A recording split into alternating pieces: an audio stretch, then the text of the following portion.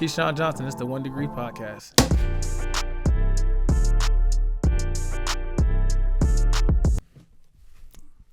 He didn't do it. He like always goes, ooh. I always call him out, so that's what he was like, we're not going to do it this time. Welcome in, y'all.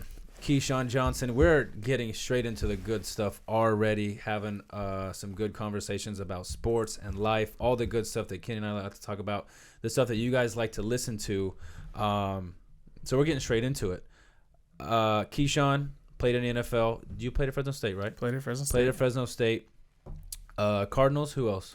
Cardinals, Philly, Niners, Atlanta, and then last run in Buffalo. Yeah, so a little bit like Kenny, bouncing around, super athletic, way more athletic than Wiggins, I tell you that. But almost. Yeah, man, appreciate you coming joining us. Of course, appreciate y'all having me. Has like every receiving record at Fresno State. Yeah, one of the best wide receivers to ever come out of you got Fresno receptions, State. you got receptions, yards, and then we up there for touchdowns, but not number one. Who's number one? Devontae Adams. Yeah, that's what. Well, that was a tough one to beat. Crazy story though. They went to the same high school. Yeah. You guys went to the same high school? So grew up in the same neighborhood. Yes. Been, close family friends for our whole life pretty much. How much older is he? 4 years. He's my brother's age. So him and my brother are good friends, but pretty good friends, best friends growing up. Did you play at Fresno State together? Were you there? No, with he him? left the year I came in. And he came in the year Devontae you left. came in the year I left. Yes. So he was right in the middle of you two. Yep, right in the middle. Dang. Right in the middle. Like what a crazy high school, right? Like how Devontae come and then you crushed all Devontae's records at high school, right? In high school. Yeah, dude, that's crazy. And then you come here to Fresno and then beat all of his records. Yeah, he did. His touchdowns. His touchdowns was crazy, and he did it in a little fashionable way in a couple years, a little less years than me. But you know what I mean? Everyone has their own journeys. And now he's one of the best receivers in the league, if not the best. And by the time he's done, he's gonna be the best. One of the best of all time. It is cool to think about when you see the people that come out of the Central Valley, and he's one of them. You know, like these guys that go to Fresno State and actually make something. Like it's crazy because the people that come out of Fresno State, they know how to work. Like that's like a lot of people don't from other colleges, even these big time colleges, they don't know what it's like to be in an NFL system. Like when I was playing, and you were way after me, but we had dudes that would get undrafted or whatever, and they'd stick around for 8-10 years. Like it's crazy that that we have such a good reputation where you get, if a Fresno State guy's in a camp, they're okay, this guy I know is going to be able to hang with everybody. When every other school is not like that. Yeah, I feel like our school, sometimes tend to get overlooked, you know what I mean? Just because they say the talent that we're playing, the people that we play each week is not as good as some of the kids, some of the other schools, the Power 5 schools and things like that. But once you get to the league and we're all, on the same team, it all translates, and some of our kids can be better than, the others. And it just comes to show, anywhere you go, you could breed naturally. You could bring out the talent. You know what I mean? It doesn't matter where you are. It's kind of where you finish. You were talking about a little bit about this last week about, playing with Pat Hill, and he ran a pro system. So when you first got to your first camp, you're like, this is cake. Like I can do this. And then other kids, because when you first go into the league, you're a kid. Yeah. These other kids had no idea what professional football was like. And you were like, I've been doing this for 4 years. Yeah. Structure of training camp and stuff like that. And amount of reps and abuse that you take during a Pat Hill training camp was very similar to NFL training camp. So it was you earned it out there. Yeah, for sure. And that's kind of how we had to do it too, because it was you had to get hardened by training camp, and for you to earn that spot, because especially as an O lineman, and Coach Hill was such an O line guy. O line coach, right? He was I want my starting five to be tough. I want them to be dogs, and they may not be the most athletic on the field or the most physically gifted, but they're going to play their ass off and fight to the end. And that's kind of what I portrayed during my whole entire career, which was And you said that's the reason why you stuck around. You did have success, because you had the ability to learn, you had the ability to work. Maybe you didn't have the skills, or maybe you didn't have the talent, but you can develop the skills that these guys had to be able to compete. Yeah, and that comes like Kenny says, when you get to the next level, it's the being able to retain the playbook. That's a big part. And I feel that was developed here in college and with the coaches that, you know what I mean, I had throughout my time in college, like, that helped me big time when I did get to the league. I'm like, okay, this isn't that big of a change. So you feel like it was easier for you also when you did get to more than like, you know what I mean, because obviously some coaches some schools, some coaches, however it goes, obviously people get treated differently. It's everyone never gets treated the same. I don't care where you go or wherever you come from. If it's all, you know what I mean, all it's being in the sports world, it's gonna happen. You know what I mean? Top dogs are gonna get treated like top dogs. Yeah, and if you don't like it, play better. Yes. Right? Like they don't be a top dog. They don't have time to cater to you, and it kind of sucks that kids nowadays feel like if they did all these lessons and they did this and they got this swing or they did that they're supposed to play, and that's not how it works. That's not how it works. But you know what I mean, throughout my career in the league, I say personally it's like more of a, you know what I mean, you got to beat the politics of the game. Like you got to go out there and be able to work and take what comes with it. You know what I mean? I like that. Beat the politics. Damn, that was good. I've never heard that before. That is 100% true. You got to beat it. 100% true. Which is and like I was lucky to be on like both sides of it too, right? Where I saw like where dudes were drafted in front of me, know I'm better than them, and I don't get the opportunity they do.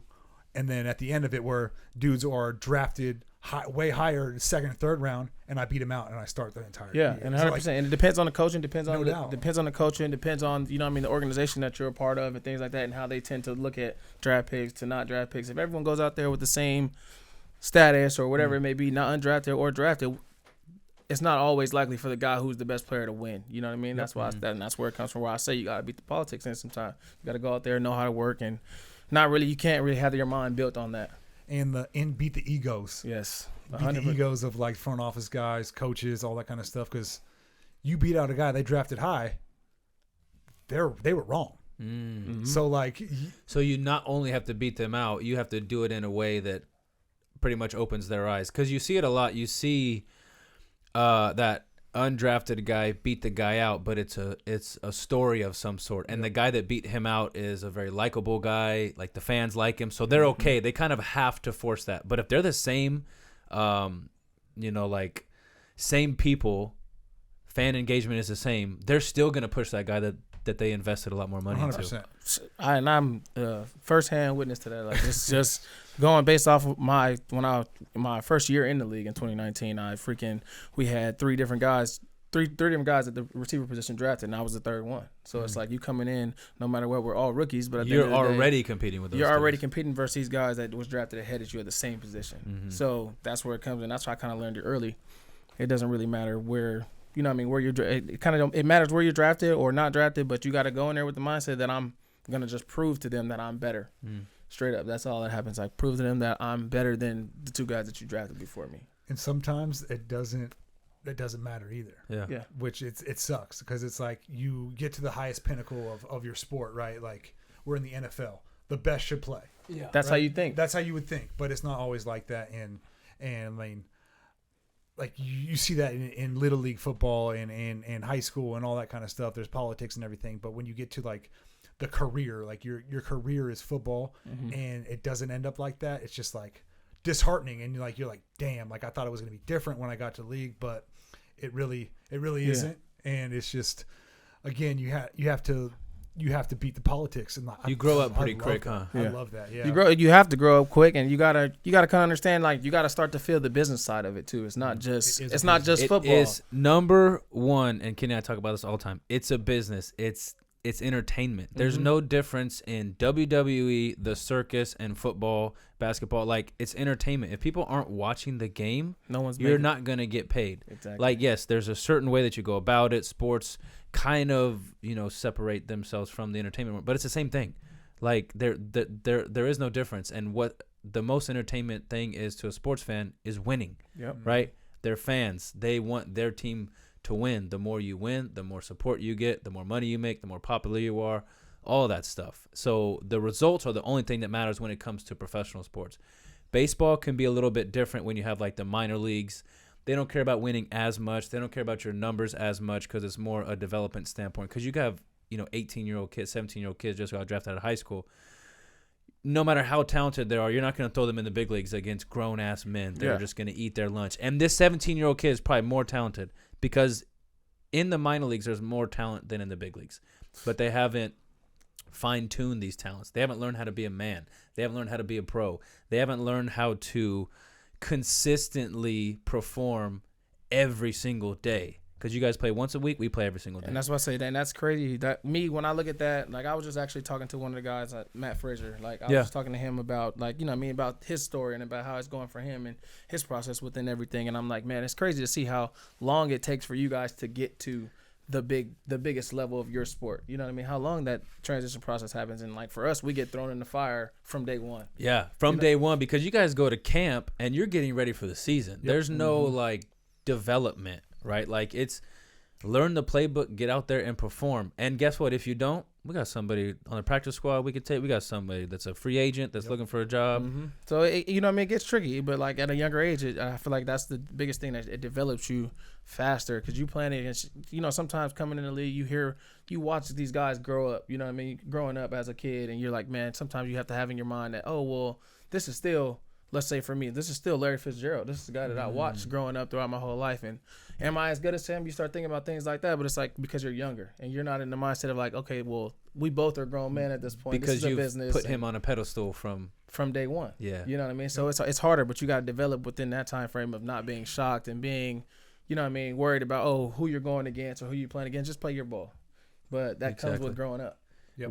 What do you think is one of the best characteristics an NFL, well, actually a football player, like, you know, come out of college, NFL player, whatever it is, what do you think are the best characteristics to have to be successful in the league? Because Kenny says that it stands for the not for long, right? It's hard to stay healthy. Is it just ethic? Is it talent? Is it, you know, what they got upstairs? What do you think are the best characteristics? What you got, Kenny? I say consistency. Oh, yes. Where it's like you can go out on the field and your teammates, your coaches, the front office, they know what they know what they're getting, right? Like that was like one of the biggest things that like I had to be the same person every single day I walked in the building. Like I couldn't have any ups and downs because when that happens, then they start losing their trust and they're like, okay, what Kenny are we going to get today? Or whatever it is. But so if I did one thing one day, I had to do it the next day and every single day after that. Not only that though, you didn't have to do it. Sometimes you had to beat it. No doubt. So you have to set this standard, and then you have to go and beat it. You have to beat it. No like doubt. Every you single can't day. Like you show somebody your talents, just like we were talking to Deron last week. You have all these, you know, pick sixes. Now people are gonna expect that from him. So is that pressure? Is that good? Obviously, he put a name out there for himself. He's still gonna stick to what it takes to perform on the field. But that's now almost like a target on his back. Yep. Because what if next year he doesn't have any picks? Then what are people going to say about him? Was it you know what I mean? Was it luck? Was it just him being in the right situation at the right time? What can it be? But it's, you know what I mean, it's a learning process. Like the whole thing I say, and it's having a short, you know what I mean, short-term mindset. Like if you make a mistake, go to the next play. doubt. You can't dwell on something that you didn't do that day. You know what I mean? You got to contain it. Got to be a short-term mindset. You got to have it and flick to the next play, regardless of what happens, good, bad, or you know what I mean, ugly. Doesn't matter. You got to go to the next play regardless. Yeah. So you're talking about that short-term memory, learning on the fly, I think is probably like a big one for you guys too. Everybody gets beat. No matter everybody what. Gets beat. From the best from the best. Yep. From Tom Brady to all the way down to the practice squad, offensive line, the worst guy on the team. Like every single person is going to get beat. It's how you react when you get beat and how you respond when you get beat. Mm-hmm. Yeah. And that's another big thing where it's like, okay, I got beat on a pass rush or whatever, and then I'm like, shit, and then I'm like, dang, that rep just got me cut. Like, you can't think like that. It's like on to the next play, short-term memory, just like you said, and you just got a ball because it's like this dude across from you is not taking a rep off. That's like the biggest difference I saw from college to the NFL was there's no reps off. Oh, you can't. You can't. Like, the third string dude is the best player that you've played against in college. Yeah. You know, so it's like you can't take any reps off. When I would have the third string dudes like line up against me in college, I'd be like, all right, this is cake, like set, boom, punch him. Like, no, you got to be on every single rep, every single time. And that's one of the biggest things I learned quick, where it's like, okay, these dudes aren't scrubs. These dudes are, even though they're an undrafted dude from another school, like they're still their best players on their team. From school you probably never heard of. Yeah. That's the craziest part. And I think about it in college to where, like, you know what I mean, I think about it sometimes all the time where I wish we went against the defense as much as it's not possible. Like, I wish we went against our our starting defense every day at practice. Against the ones. Against the ones, 1v1, like ones on ones. See, we did. We had certain periods where we went ones on ones, but I wish we had that every day because that's what it is in the league. No matter what, if you're going against the, like he says, the third string defense, and it's the number ones of the ones, and it's the one, it's the ones of the ones. So you going to, like you say, you can't take a playoff. You can't be like, okay, well, I know I'm gonna win this route, or I know I'm gonna catch the ball, or you know what I mean. I could jog on this play, or whatever it may be. You got to go full speed every time, or that guy that's with the threes and you might be with the ones that day. Yeah, he can expose you if you give him the chance to. Nope, you know, so no you just can't give him the chance, and that's something that comes from within the league as well. Yeah, and you learn on the fly. The short-term memory thing I think is beautiful, and one of my favorite sayings is it doesn't matter what happens to you. What matters is what you do about it. And pro sports happen so quick, and the like human thing to do is just like to feel sorry for yourself, and it kind of sucks. Like, man, poor me. It happens. Like, it's happened to me. I know it's happened to both of you. Or like, man, this just isn't my day, or poor me, whatever it is. But you have to forget about and you have to move on, because if you want to stick at that level, that's what it takes. 100%. Because like they don't really care. Like, it's not their fault that they don't care about how you feel. It's the coach's job. It's the GM's job to win games and put a product out on the field. No doubt. Just as much as they, you know what I mean, just as much they want to win, you got to want to win just as much, you know what I mean? Because, like, it's everyone's job's on the line regardless. So you kind of can't blame them for not feeling sorry for you having a bad day. Yeah, know? And you say it in the NFL, you see it, because Kenny, again, says this not for long, because you see good players don't even last on their team for long. Like, you see guys that had, maybe record-breaking years might not even have a job next year because they fit that scheme and that system, but then they found somebody else that they're going to give a chance, and then now that person doesn't fit in with another system, and then their career is on a completely different trajectory than they thought. And they're $5 million more expensive than the guy that they're bringing in. Yeah, because they've already performed. You think about it right now, I got one name that I could throw out there, the Justin Simmons from Denver. Yeah. Crazy, all-pro guy. Yep. Okay, cool. Yeah. What happens? The money comes involved, and you know what I mean. Whatever, however it goes, the scheme may be changing, new coaches, whatever. Now they don't want him. Yeah. You don't want an all-pro guy. KeeSean in LA. In LA. How does that happen? You know what I mean? Best season of his career. Coming off the best season of his career for 10 years. Been in the same organization, 10 years plus or whatever. Maybe been in the same organization the whole time. All of a sudden now he's gone to another team because of why the money probably comes into play. How does it make you guys feel? Because there's another name from the Broncos, Jerry Jeudy, not on the Broncos anymore, but probably one of the most talented receivers that was naturally gifted, come out of the league. Naturally gifted, and like, what did he do with it? And like Steve Smith straight called him out on air, and he still didn't do anything about it. So like those type of guys that have more abilities than anybody, way more ability than the Steve Smiths of the world, right? How do the players feel about those type of guys? I feel like, you don't know hard him. work beats talent any day of the week, right? So like you can have a guy who's super talented, and you can have a guy who's not as talented but works way harder. I'm going to take the guy who works hard every day of the week. So I've never played with Jerry. I don't know him personally or whatever, but just like from like his attitude that I see like in the media or whatever, like he just didn't work hard. And I could be completely wrong. I don't even know. But I would much rather have a guy, because once the talent level in the NFL isn't crazy disparity. The margin is very, very, very slim. Everybody's good. Everyone's good. People get paid because they're the top dudes in the league, but that dude who's making $10 million isn't $9 million better than the dude who's making $1 million. That's just not how it is. And it's just, you got to be the top guy when you're a free agent. The right timing. It's all about timing. It's timing. All about being in the right place, at the right time, and being a free agent at the right time. Because you can have the best year of your career, and then you're not up that year, and then next year you get hurt or something. You miss 8 games. You're only going to get paid half of what you got paid the year before. Yeah. So it's crazy, the money disparity versus like the talent, and like some dudes just get lucky when they play well and they're up at that certain times, and it's crazy, man. It's a crazy business. It's a crazy business. I tell people the timing is like probably the biggest aspect that people don't like, who've never played the game before, just outsiders, the people that's out on the outside looking in. They don't really know what the business side of football is. Okay, well, why is this guy getting cut? Is he not good? Is he not performing? Is it, what I mean? What can it be? That's that's what people think once they see your name go across the ticker or whatever it may be that you got cut. Half of the time, that's probably not more than half of the time I can say that's probably not what's really true, is the guy just not performing or not playing well or not doing this. Like, everything has to tie in together for it all to work out in your favor. You know what I mean? Within the business. And I feel like that's happens in real life as well. Yeah, and that is a business side that you don't know. Because in sports, you just see, like you said, it come across the ticker that this guy got released or he's gone. Well, it might have been that they had to pay him $10 million or $15 million, like, in baseball, because he has to make this much money and they can't afford to pay him that, or they have some dude that they can pay $750,000 that's going to do the same exact job.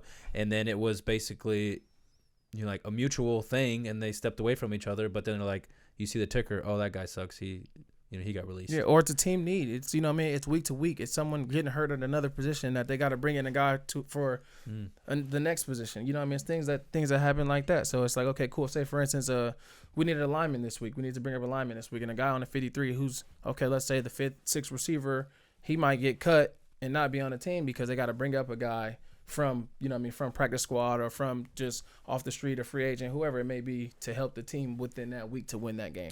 You know what? This new practice squad has made the NFL really close to baseball. Yeah. Because that happens a lot. Somebody will get taken off the 25-man roster just because there was a need for a pitcher or a catcher or an outfielder. Somebody that didn't deserve to get DFA'd got DFA'd or sent down to the minor leagues just because there was a need. Like, a game goes 15 innings. They blew out a pitcher. Like, or you switch it to, like, you're in AAA and somebody gets called up. It's like, why are they calling him up? Like, this dude's doing way better. But they knew they can call him up for a couple games and send him back down because he has options left, like, meaning he can go up and down, which that guy has to be added to the roster and somebody else has to be taken off. This guy's on the 40-man. He can go up and down, but then people are like, why aren't they taking you? Why aren't they taking you? It's like, I'm not on the 40-man. That person's on the 40-man. They're going to bring him up, pitch him as many innings or whatever, send him back down, and they're still trying to develop that young rookie or that top prospect that's not on the roster. Yeah. So it's like I say, about it on the baseball side. We know about it on the football side. I guarantee it's probably somebody like Quincy probably knows about it on the basketball side. So it's things that, you can learn from and see. And it's like, it happens in all the sports, and it's good hearing your side of it as well. So that makes it more true once you can get it from all aspects and then within all sports, and we all come along and say the same thing. Yeah. And professional sports is a different beast. Yeah. It's not, everybody knows that it's not easy, but none of us knew how hard it was going to be at the same time. Like, and you get thrown into the fire and you're like, figure it out. And you're like, mommy. Yeah. Like, growing up, all I expected was the best man was to play. Once you got to the highest level, growing up, that's what it was. If I go out there and show that I'm the best receiver on the team, I'm going to play. That's how I was raised. My dad always go show that you're the best. But sometimes that once you get older and you start figuring it out and you get to the highest level, it's like, damn, that's not the case. Now what do I do? Now you're trying to reflect back and talk to your parents about it, but they don't really know what's going on inside. Nobody does. Nobody does, because no one's done it. And we're the only ones, so we're learning our own experience at the same time. So that's where it comes from me, where it's like, now where I am, I'm like, I want to give all the kids a knowledge about the game and about the business side of it earlier, instead of just having them going in with blindfolds on, and not knowing what's gonna come.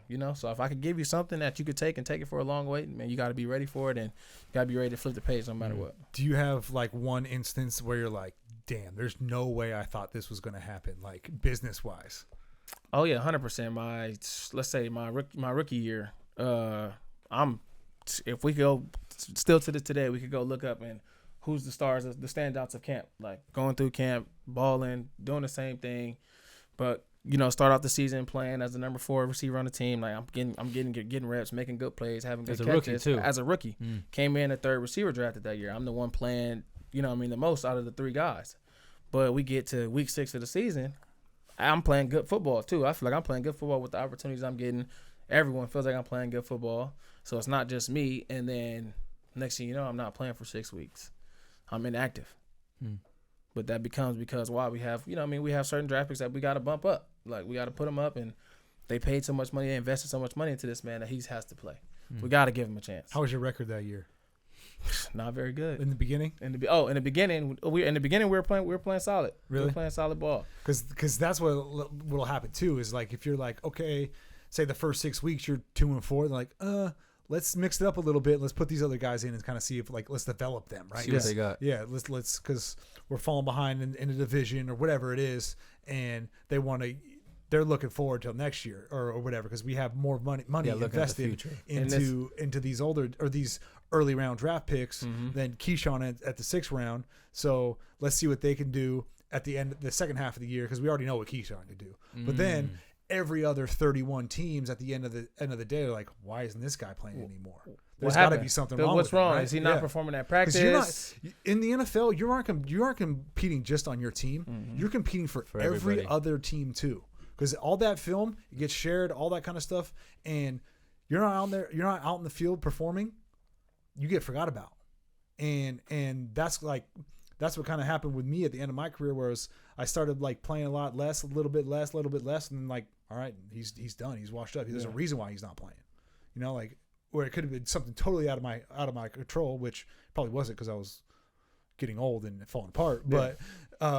Just that could be like and you see a lot of these people get like phased out of the league in that situation where it's not their fault that they're playing well, they're performing well. This happened to me, like that same scenario happened to me where I was like best player in camp.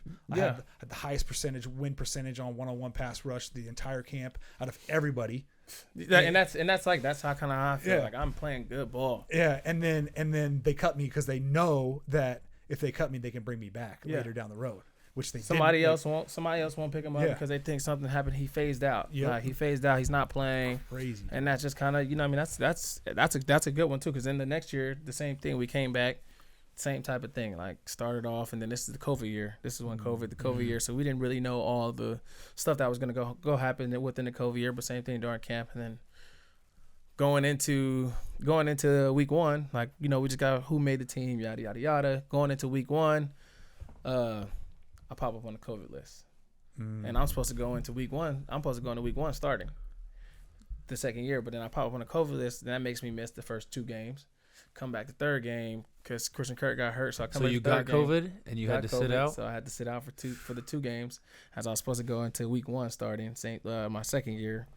That's when we opened up with you guys, huh? Yep. Detroit opened up, but that was the game. That was the first game that I played. Yeah, and then you missed the next 2. Yes, so it was you know, I mean, it was a tough little run, and then I didn't play again for a couple weeks after that because somebody played good ball. You know what I mean? So now you get thrown to the back burner. You know, a little bit off of something that you can't really control. Like I'm out here practicing every day. Like I'm doing the same thing as the guys, and I just happen to be the one to get COVID during the COVID year. We know somebody we're gonna get it, you know, and I just happen to want to get COVID. So now I got to start all over again, and now you coming back, starting all over again, building after being inactive. And then I finished off the season playing good ball, and so my third year I'm expecting to go in and have like a big year. Like, okay, cool. Now they see me play good ball.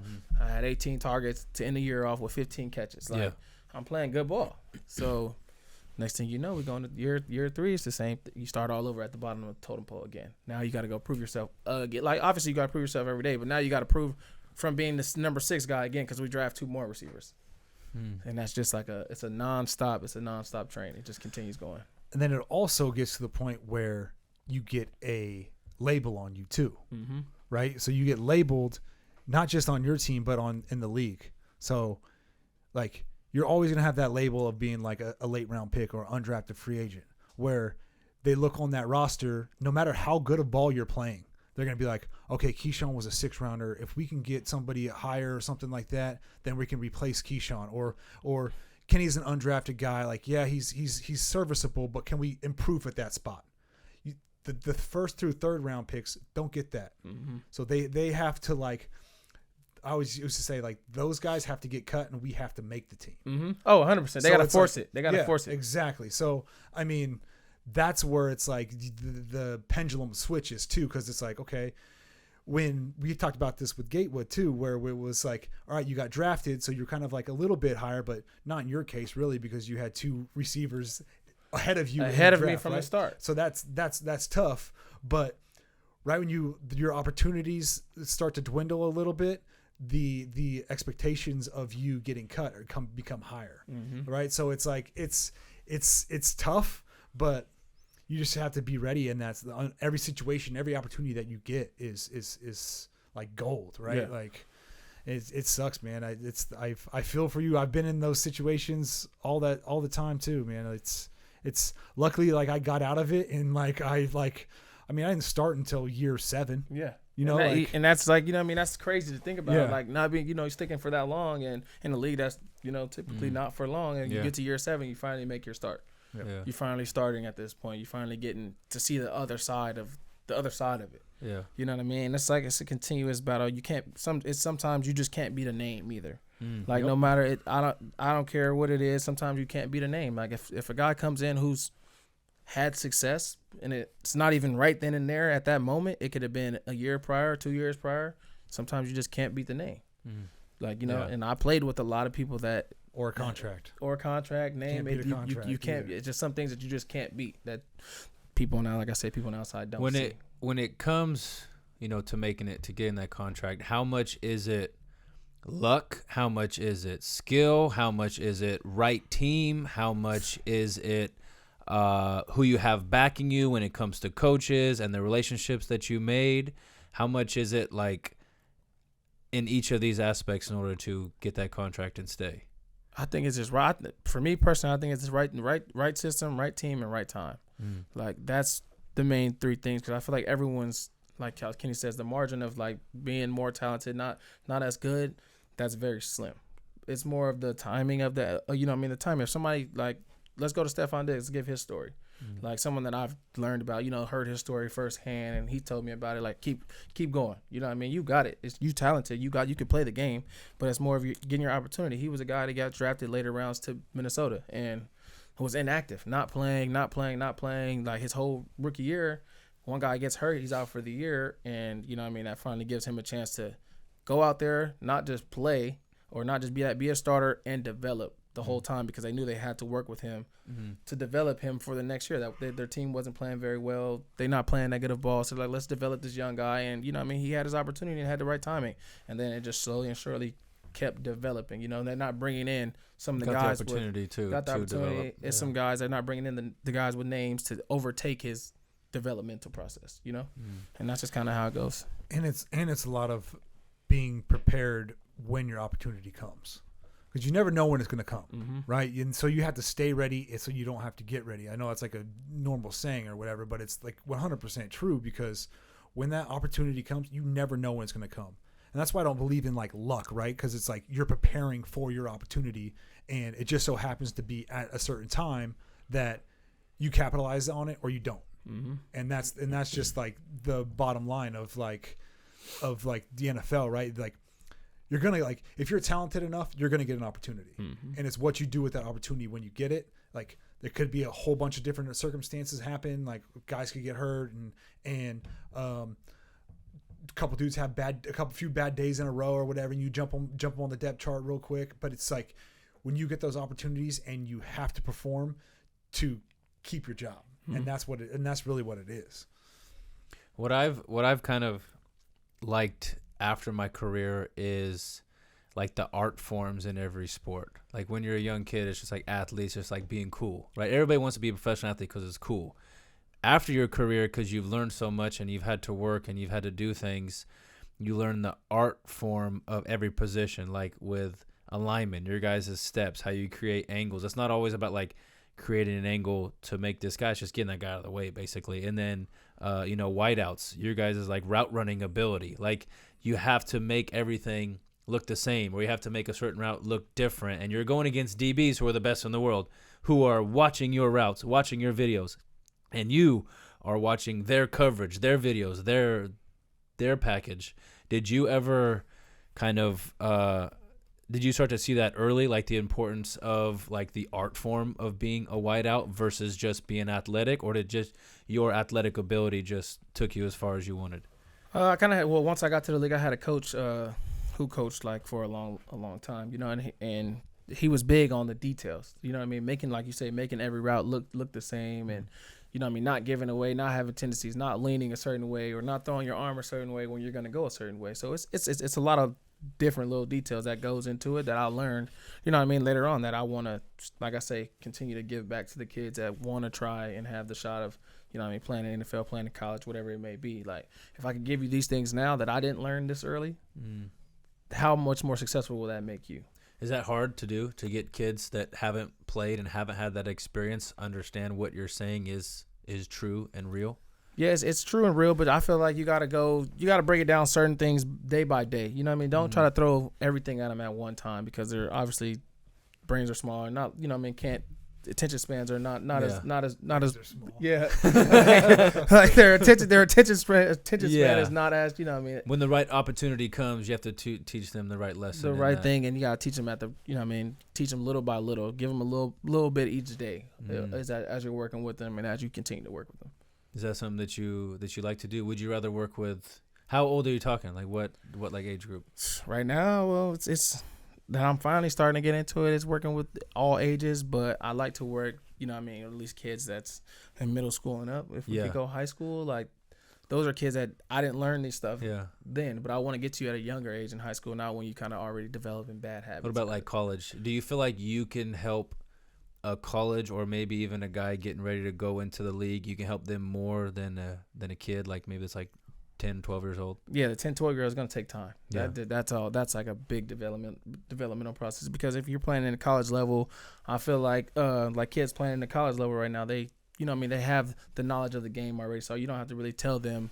You don't have to tell them as much about the game as much, and you could just work on their craft and work on the little details about things that can the little tiny details that make you a better player. Exactly. So you can work on those things that make the kids a better player, and you know what I mean, also learn about, you know what I mean, just keep going, having the right mindset, knowing how to have football and have other things. Don't always tie everything to football. You know? Don't tie everything to football. You gotta let your mind go somewhere else sometimes. That's what Kenny and I talk about. That like sports has been such a huge part of our life. It's all we've known for so long, and now that we're afterwards, we kind of realize that you played for a long time, but at the end of your career in life, you look back and you're gonna see that sports was just a small portion of your life. You know, if you live until you're 90 and you played 11 years, if you played 10 years. You look back, that's a small portion, but that sport that you played for 10 years taught you more about life than any other job or any other college or anything could have. Yeah, like even kids, like you say, getting ready to prepare,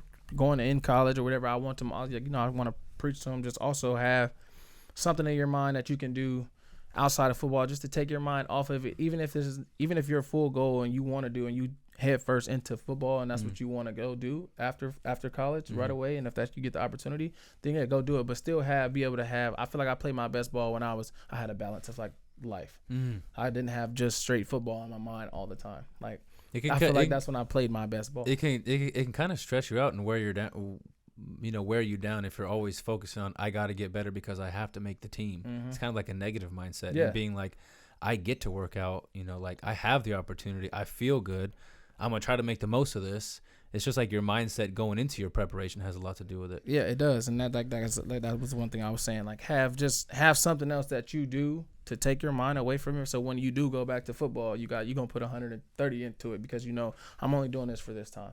Then when I when I leave here, I'm going to go do something else. And I feel like that's when I kind of excelled in having my best ball played.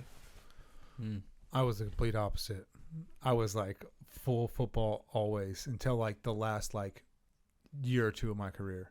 Well, yeah, when you had kids, like, and then I was starting to dive in like business and stuff like that.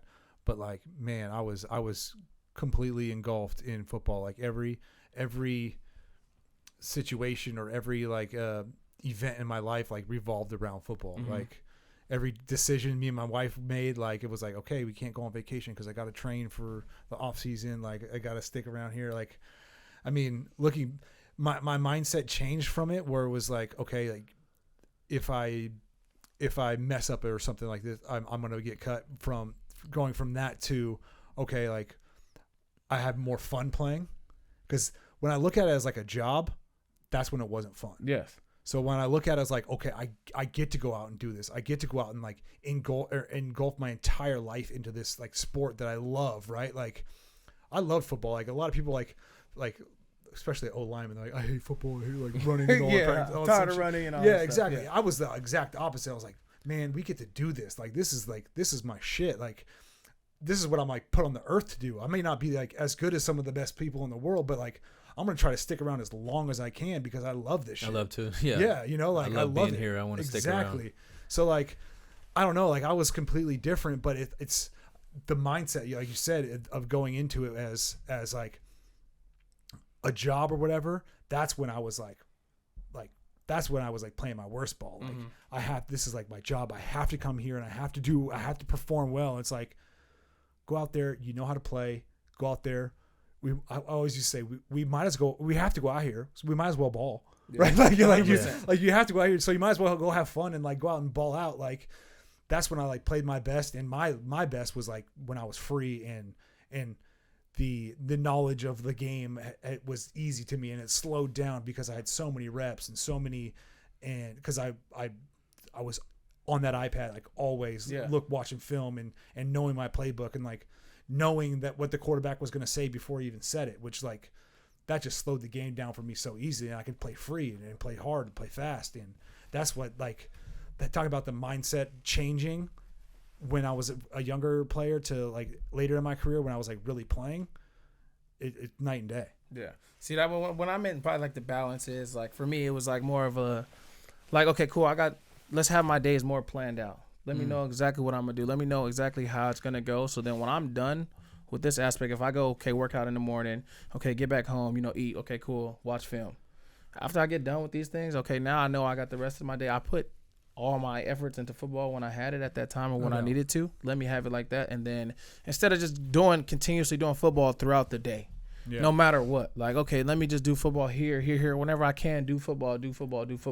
No, like, let me get this, let me do my job, let me have my football stuff in the morning. And then after that, I can shift my mind so I can relax a little bit and not stress out over certain things. You know what I mean? Not stress out about how things are working in the building, how things are, going to be at practice. How am I going to play this week? Like those type of things. Let me not be thinking stressing about that. Stressing out about it. Let me not be thinking about these things all day. Because then that's, that also wears and tears on you and stops making you enjoy the game. And you have to have a clear and like, you have to have a clear mindset of being able to perform on the field. Yep. Right. Like, and everybody goes about it a different way. Yep. You guys literally like, you don't have to be like him. He don't have to be like you. Like I've seen guys work their tail off. Like they're first one there, last one to leave, grinding, playing good. And then I see a guy that shows up 5 minutes before stretch, half-asses everything.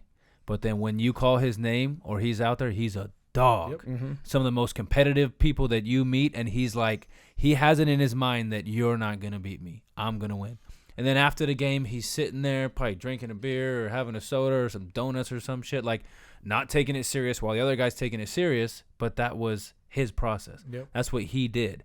He was just so relaxed, but when he got in his zone or whatever it was, he was going to like absolutely destroy you. And baseball is different. You guys prepare way more than we do. Mm-hmm. We have to learn on the fly. Like game every day. You do your preparation before. You kind of have a understanding of what's going on, but you're learning on the fly, and your mind has to be so fast for one of the slowest games that plays. And that's one of the things about baseball is football is so fast.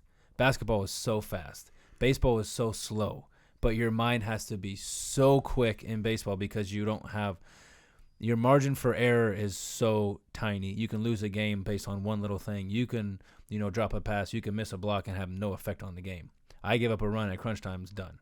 Right? I give a home run at crunch time, it's done. So your mind is kind of constantly focused on what if that happens. So as like you were talking about, you have to escape that for a little bit, because if you're constantly focusing on that, it can eat you away. Yeah, I tend to overthink. Like that was just a bad thing with me. And like if I start thinking about, okay, well, what can I do more to make the outcome change? Yeah, you start thinking about that, and it's like you don't even have to when you're doing everything you need to do in this window. It just sometimes that timing or the situation is just not right. Yeah, and a lot of it exactly. It's like you're working so hard at trying to make a round peg fit in a square hole.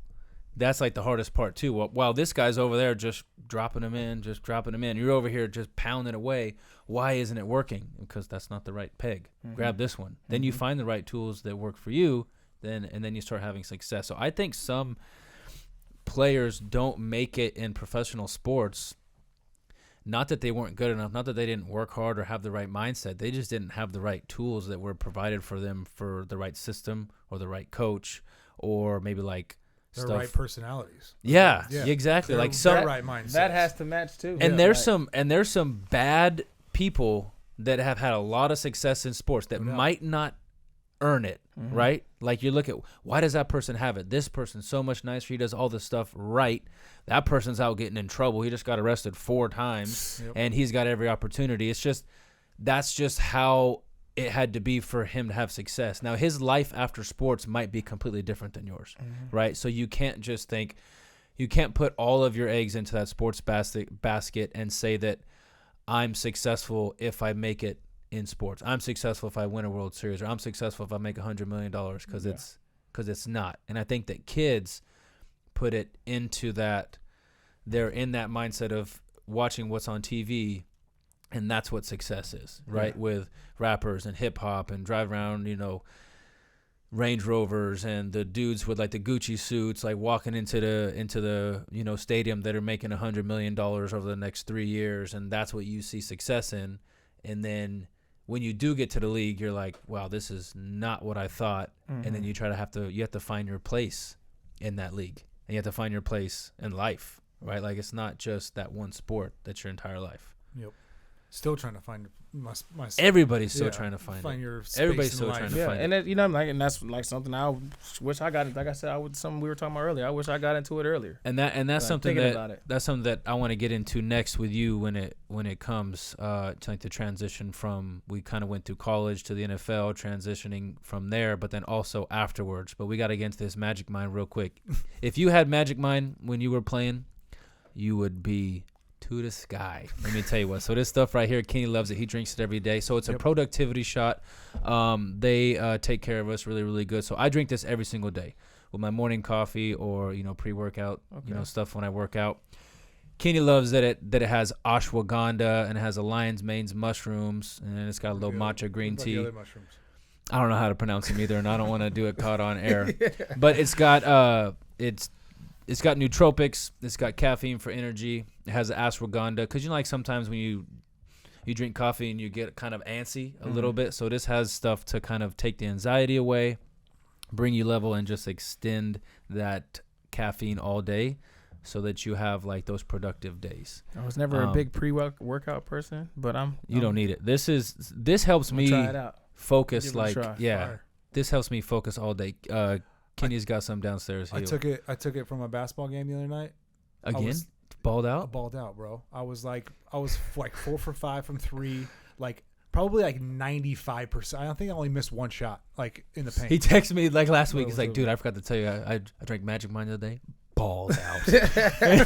That's how he sees it. He sees it in like the macro, like the macro, micro. I see it just because with this podcast, I got 2 kids, I got a wife, like him too. Mayweather Gym, taking care of ourselves. Real estate industry is tough right now, but to still have success in it, and to be doing deals and stuff, and I think Magic Mind's awesome.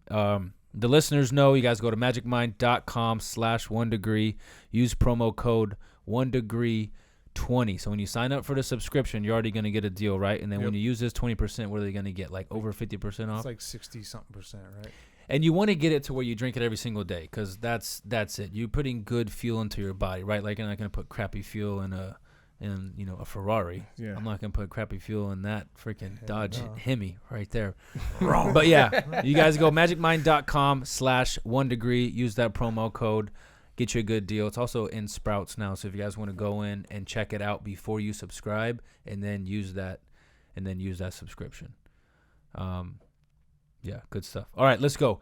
Transitioning from professional sports to the real world. None of us played long enough where we're just sitting around chilling with a couple $1 million in the bank, and we bought some assets, and now we're doing Fox Radio or ESPN analysts, to where we're just still rich and famous. There's a transition for those people too that's hard, and there's a transition for us, and the transition is harder than I thought, for sure. And Isaiah Green actually started a podcast talking about this, helping people transition from professional sports into like the real world or into your next career and how to be successful. Hearing stories from Kenny and myself and you about you can be successful in sports and in the real world. Don't just peg yourself, a one-trick pony. So Kenny and I were on that a couple weeks ago. Now we did it at the gym. Really, really cool stuff. And then Rob Golden has actually been a huge guy who's helped me in this process because he went through it a little bit when he was starting his school and done playing, kind of like this stage of like, what do I do? I'm so used to everybody telling me when to be, when to go, show up at this time, your food's already made for you, bag's already packed for you, playbook, everything that you need is there. And now when you have to do it for yourself, you Kenny starting businesses, you getting into the business world and all that. So how has that transition been for you? Trying to maybe start your second career, is it harder than you thought, and what are kind of the things that you're dealing with right now? Yeah, I definitely would say it's harder than I thought because, like you said, growing up, you see, like you said, you see the things that come from football and certain the 1% of the 1% that has gets to do the, like you said, the analysts and all these things after their career is done, so they kind of already have something set up and know what kind of way they're gonna go after they're done playing the game. For me, it's more of a I don't know necessarily what I would want to what I would want to do. I know I want to help kids, even if it's in the college level or whatever it may be. But it's also certain ways where I know I can't start off so low if I want to go into coaching. I can't start off as a GA. Like I still got kids, I still got bills, I still have life to live, to maintain for myself and for my family. So it's more of a it's more of a trying to figure out, going to different things, go to work conventions that I never thought I would attend. Going there, trying to figure out what's the best thing for me out there and what sparks my interest the most that I would still have fun and enjoy doing day to day. Yeah, trying to find something that you're actually passionate about. I'll tell you what, like the hardest part for me was realizing that there will never be another football. There will never be another thing that I pour my life into, other than like my family and my kids. But like as a job, there will never be another football where I can like I will love it as much. I feel like there might be, but I just haven't found it. Yeah, you know what I mean. And that's like the same. That's no like doubt. The same and we've been doing the same thing since we were kids, right? Like all of a sudden it's taken away from you, or you're done playing, and you have like this void in your life of this love that you had, right? It's just like a bad breakup, or like you lose a loved one or something like that. 2 years worth of marriage, and that's no doubt, and then it's just gone. Cold turkey, right? That's tough to deal with. You know? So that's the hard part too, where it's like, all right, I'm me personally, I'm doing a bunch of things here and there, trying to throw a bunch of shit at the wall and see what sticks and makes it worth my while, right? Because we're in the NFL making good money, and then all of a sudden, like, we're in the real world now, not making good money, and it's like, man, I'm doing all this work, and not getting paid. I was getting paid way more to play a game, and now I'm busting my ass, and I ain't making and shit. Nothing's coming like this. Exactly. You know what I mean? So So that's a tough thing to go from. That's like something I wish I learned about earlier. Yep. You know what I mean? You wish I thought about it earlier. Which it's obviously no one in my family necessarily that's like in my immediate family got the chance to play at the professional level. So I was the guinea pig. I'm learning. I'm learning. So now I'm the one that's learning and going to be able to give back to the next kids that are, in our immediate family or just developing, within our community. So do you see yourself coaching? Is that kind of what you want to do? Like, I feel like I can have. As of now, I feel like that's something I would want to do, and I feel like I would thrive because you're in it. You can see yourself being good at it. I can see myself being good at it, but all ends have to meet to where a good opportunity comes at the same time, to where it's the opportunity for me, my kids, my family. Like it has to all meet, and I know that's sometimes it takes longer in that world or in that aspect to get the job that you think that you deserve or. And sometimes what you want or you have in your mindset that would be the perfect scenario isn't always the perfect scenario. You kind of just have to put your head down and trust in the process, or trust in God kind of, pushing you down, sending you some lessons for you to get better and learn from. And then you kind of get through that stage. And then at the other end, you're like, wow, this is the life that I dreamed of, because I kind of went through the mud. I I had to get through it. And you never been here, and like, you know what I mean, in life, in certain places, this is a spot that none of us ever been, or we never expected. You know what I mean? We never been, or we never expected. Yeah. That's the biggest thing that for me, what hits for me sometimes. You know what I mean? Just on a drive home, or just finish working out, just doing something. You know what I mean? To stay. This is the first. Keep your mind. This is the first time in life that I've been at this situation. How am I gonna control this as best possible without driving myself crazy? Like, that's where it's like, that's where you got to get, and you got to be able to get to feel comfortable not doing something that you've done for so long. Yeah.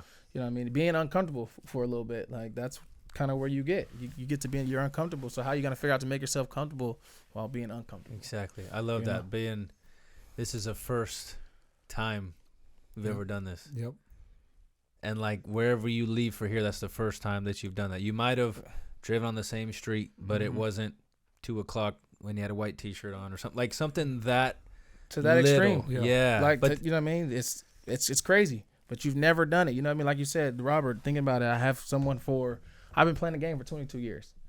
Like, and that's just all I knew what I wanted to do. I wrote on my childhood paper. Yeah.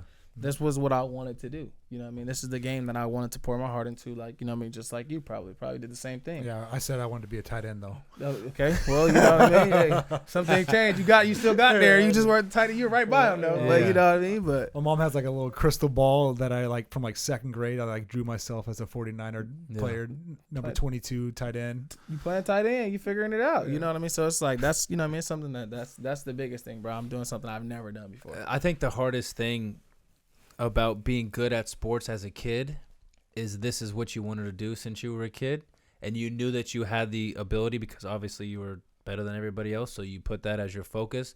You saw it as a goal, and actually an obtainable goal, because some kids, they know they're playing high school, they're like, okay, I know I'm not playing the NFL, but they're cool with it. They still enjoy playing, they work hard, they do it.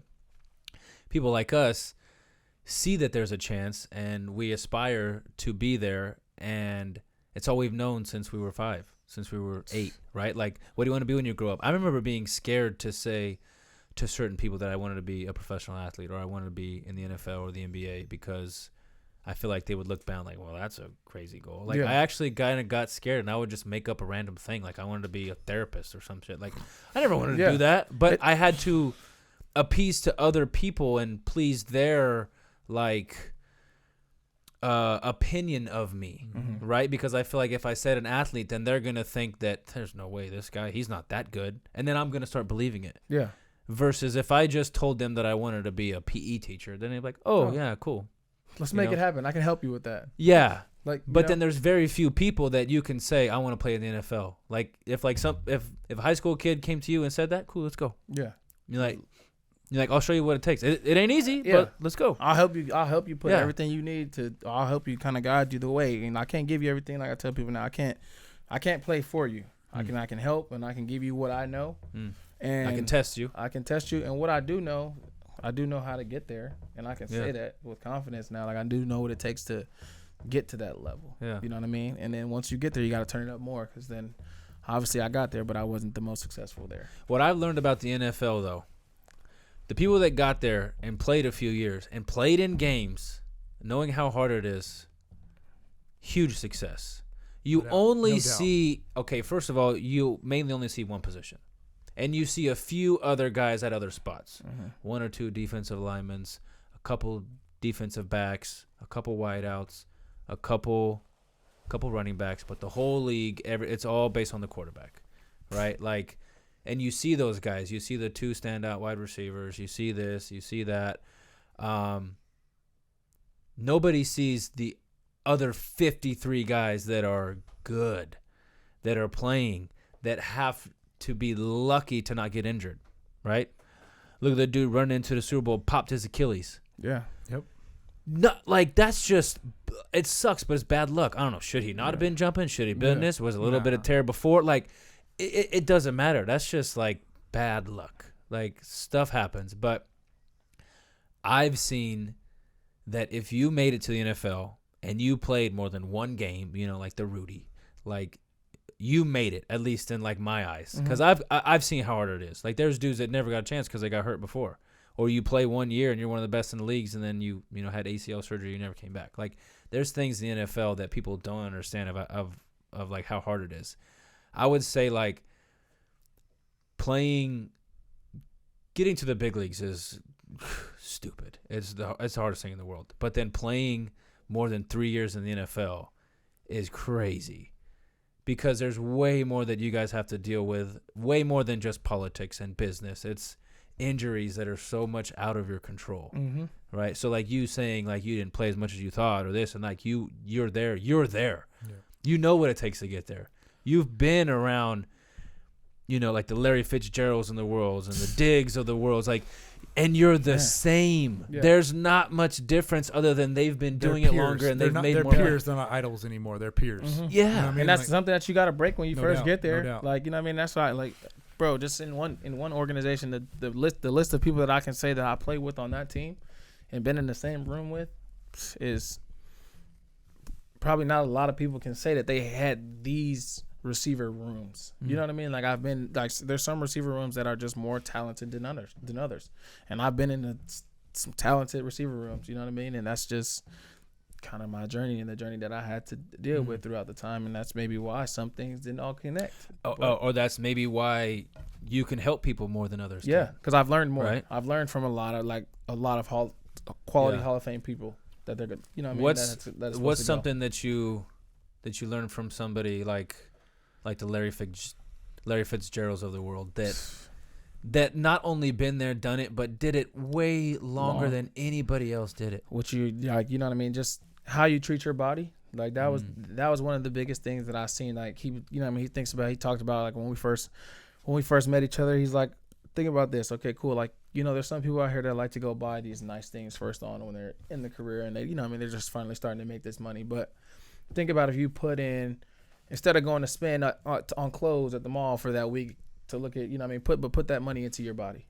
How much better of an athlete are you going to be? How much better? Invest that money into your body. Invest that money into your body. Like, how much are you going to be better if you get this amount of massages a week? If you do, you get a chef, or you do these certain things. Or you go home and sleep instead of staying out at the bar. Yeah. Like you're doing these little things. If you go and do these things, that's something that he gave me right off the bat. Like if you go do these little things instead of doing like spending your money here, spend it here, I guarantee your career will be longer. Yeah. And I could just say that coming from somebody that played the game at a high level for 18 plus years. The biggest donkey in the league too. Dude's got a freaking ass on him. And now when he's playing golf, man, and he's got to strap in that belt with the tuck, that thing's sticking out even more, dude. Somebody was telling me that they were playing golf with him a couple weeks. No, this was probably like 2-3 months ago now. They're like talking like, oh yeah, Larry, he was playing. It's the biggest ass in the world. That's a funny story. Just because like being around him, it's like he was like, bro, there's a whole Instagram page about my ass. Really? Like, there was like when we were playing, he was like, bro, he's like, I got this page sent to me so many times about his ass. I mean, I can see why. Yeah. But like Larry, he's a guy that, like, you know what I mean? Like I tell you, he has the time to balance, like the balance that I was talking about. Don't always think about, you know what I mean? Put your work in. You know you're working. You know what I mean? But if some people see him on the golf course after his work that he started at 5 a.m. or whatever it been, 5 a.m. to 10 a.m., he did everything he needed to do in between that time. So at 10 a.m. he could go golf if he wanted to. You know what I mean? He took his time and he had his balance of like that was something that he'd like to do outside of football. And that's also what I seen. That's kind of also where it came because I always used to think like the same way. Football. If I do something throughout the whole day, I'm wasting my whole time and my whole day is revolved around football. So now it's like, okay, how do I do my football thing and then go into something else that I like? And that was like, you know what I mean? I wish I got into it more when he told me that. As developing, that would help me, I feel like, with the development after football. I could probably already found something that I was interested in. You know what I mean? If I was going out there trying these things and putting my work in this early instead of throughout the whole day. Yeah. And then having it to where I had the time to meet new people, go out there and connect with new people in the real world, not just in the sports world. Yeah, instead of wasting time, you're using your time. I'm using my time the right way. Nice. That's awesome. What made him so good? Like the Stephon Diggs of the worlds and the Larry Fitzgeralds. What, other than, like their preparation, what makes them better than everybody else? I know they're not when it comes to talent-wise, but the results on the field matter. The right, you know what I mean? They get put in the right situations. Like you gotta be able to be put in the right situation, be able to be a face of an organization as well. And Larry kind of was like the Cardinals were like he was the face for 18 years. Like the day once since he's been drafted until the day he left, If you ever been in a training camp with him or been at a practice or anything when there's fans out there, that's who they're calling. And he, you know what I mean, he was the face. He was a good face of the franchise for a long time. So if you're able to be a good face of a franchise organization, that will also take you, you know what I mean, take you further. He was a pro's pro. He was a pro. He was a pro of the pro. And like that's, you know what I mean, that's somebody that you could I can say straight up that he was a pro of a pro.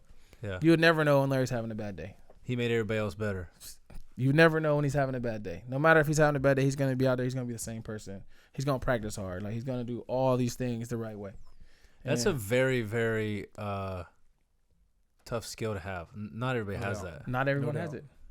That's just like a gift from God. Like, people, can run fast, jump high. That sort of personality is even when we think about like LeBron a God-given James. talent. Like, let's think about LeBron. How many times have we seen him get out of character in 20 years? Yeah. You know what I mean? That's why he's and he's playing at the highest level to where, you know what I mean, some guys that's not playing as high as him get out of character or do things, you know what I mean, that. Well, and you've had a camera in your face since you were 14 years old, right? And he's handled it the right way the whole time. Yeah. Some guys are just like, that's just naturally gift. That's just Jeter, yeah. They have something about them. Yeah, so they were meant to be a face of a franchise. Yeah, they were kind of raised. Yeah, and LeBron, one of the biggest things that I have a lot of respect for him. Like, I don't really care for his playing. He's the biggest flop joke ever. But flop joke. I mean, dude, have you seen it's like a highlight reel of him not getting touched and falling down, and then he's holding his head like he got shot in the face. I'm like, gosh. No, I'm serious. Like, look it up. Like, it's crazy. But the dude is more talented than a lot of people that he's playing, right? Mm-hmm. But for him to do it as long as he has and not really got into any trouble or disgraced his name or his family, and he's had a camera in his face since he was 14. Like, the pressure he had come out of high school, and then to still do it, the pressure that he had when he left and went to Heat, and then the pressure that he had when he left, when he didn't win the finals, and then now his kid and his son, he's got to deal with way more than anybody else in the NBA. In the NBA, the focus is on you more than any other sport. Mm-hmm. You guys have a helmet. We have a hat. There's 52 other guys besides you. There's 24 other guys besides me. It's LeBron, and people go to see LeBron, Curry, Michael Jordan. They're going to see you. You go to a football game, there's a lot more to see. You go to a baseball game, there's a lot more to see. So to him handle himself with his life is, like, I got some of the utmost respect for him. I might not agree with everything that he says or that he does, but that's one of the most impressive things in sports is from a young age, and to still be doing it and to do it at that level is pretty crazy. Pretty insane. And I just look into it as just like an athlete growing up, and I look into, like, you know what I mean, I'm like, bro, how can this man play for this long and play at this high level, at the level that he's still right now at 40 years old playing. Like I'm like one of the guys, I'm looking in the stats of, like, these other guys that I liked growing up and seeing them, like, oh, let's look at Allen Iverson, like the last few years of his career. Yeah. Let's look at whoever else, like the last few years of their career, Paul Pierce, whoever. We could say, throw a name out there. These guys are averaging probably 3 points at the end of their careers. Yeah. 3 to 11 maybe max. LeBron's still going out there averaging 25 to 27 points a night. Yeah. Like, still doing it. At 40. Like, he could still play for some years. You know what I mean? He's 40. I'm 35, and I can barely get up and down the damn court. Like, he's 40. He's still dunking. He's still playing. Hey, I had 2 dunks on Sunday. Hey, so your knee's still working, then. Oh, halfway. I got that shot. Yeah, he's got to go to Dr. B to get an injection every other week. I thought it was like 2 years ago. All right, let's wrap this up. How we do it? KeeSean, pressure's on now. I see Izzy's getting excited. All right, here we go. Nervous? You got the list. Okay, break down the top top 3. I don't even know what's going on. Break down the top 3. Break down the top 3. Break down the bottom 3 in the scores. You got to fit somewhere in the middle. Come on, give it to me. Where are they at? Hold on. So we're going scores? So, nope, let's just... This is how it's going to go. Wow. You have 1 minute. I'm going to ask you 10 questions. You have to answer them to the best of your ability. Speed and the ability to answer the question correctly, or when it comes to creativity or something, is going to... What's the questions, though? You don't know. But the caveat here, anything. Wow, everybody's gotten the same question. So we're going to have to start changing them up, though. But the caveat here is Kenny's going to judge you 0 through 10. And he's a hard judger, and you get blasted So, who's the bottom 4? Who's the bottom 3? Jake Gatewood is 4.1. Greg Pinelli is 4.8. Craig Pinelli's the worst. He should have been. been And Duran was 5.2. Okay, now And then who's the top 3? Isaiah Green 8.5. Walden is 8.5, and Gabe Hughes and Dr. B are tied at 8.4. Okay, so you gotta be ready to go. Okay, so how this is gonna work is he's gonna start the timer. You go overtime, you get deducted decimal points. All you have to, they're easy. They're easy answers. All you have to do is just answer them. All right. If you answer every question without going you're gonna get a score because people the last couple are like and I'm just like, answer one question. He was like, it's hard to get words out of him sometimes, so it's okay. All right, 10 questions. Just answer them. Easy. You ready? Yeah. Izzy, you got the timer? Give me a countdown. 1, 2, 3. Other than football, what is your favorite sport? Basketball. If you could eat one thing all day, every day, what are you eating? Pasta. The most famous contact in your phone? Stephon Diggs. If you were a potato, how would you like to be cooked? Done. 3 things you're bringing with you on a deserted island. Oh, my kids, my girl, and a football. Nice. Sports team you hate the most? Lakers. Favorite non-sports movie? All About the Benjamins. Dinner with any sports star, dead or alive, who is it with? Denzel. If you were a stripper, what would your stripper name be? Chanel. Taylor Swift or Michael Jackson? Michael Jackson. I don't think we've had. That was good. That was smooth. That was good. That was smooth. We haven't had any Taylor Swift. You're over here sucking her off. Ain't nobody agree with you. He's a big Taylor Swift guy. He thinks that she writes his songs about him. Hey, on camera, she got it going on, yo. Hey, Travis, he got that shit figured out. And that was good. That was good. That was good. That was sneaky. Outside baked of the potato one threw me off for a second. I'm like, no. I said, I'm like, it's like French fries, mashed potatoes. Yeah, internal temperature 195. I'm like, oh, all right, dude, you were pretty spot on, bro. Kenny's a tough judger, though. Yeah, he's tough. He thinks he is, but also he's been hitting the head a lot because he played 11 years in the NFL. So we don't know really how he judges. I'm trying to go back through them. He just throws random numbers. Oh, what was the time? 56.3. Oh, that's really good. That's good. That's good. Really good. That's good. Usually everyone goes over. What did you struggle on? You struggled on the potato. Yeah. Okay. He said Denzel for a famous sports star, dead or alive. Denzel though, I think I like that. Yeah. I like that. That's a good answer though. I played with Denzel's son in UFL. He was my running back. Yeah, maybe tell me that. That was hilarious. You scored a touchdown. I'd be like, King Kong ain't got shit on me. He was the actor in Ballers too. Yep. Oh, okay. Yeah, same guy. Okay, back to the score, dude. That was pretty good. I'm gonna put you up there, but not quite up there. Chanel, huh? Stripper name? Yeah. I can see him just quick getting too. into that was character. Quick too. I'm gonna go. Dang. I'm gonna go 8-3. That's good. I like. You're up there. He was up there. He was good. He was quick. He was smooth. He didn't get flustered. No, he didn't get flustered. That's all about. That all goes into consideration. Okay. All right. It does. But some of the you said you hated the Lakers. That resonates with me. Really good. Man, yeah. But that's an easy team to hate. You know, like you can't. Well, I grew up a Kings fan, bro. I'm like the Laker hater for life.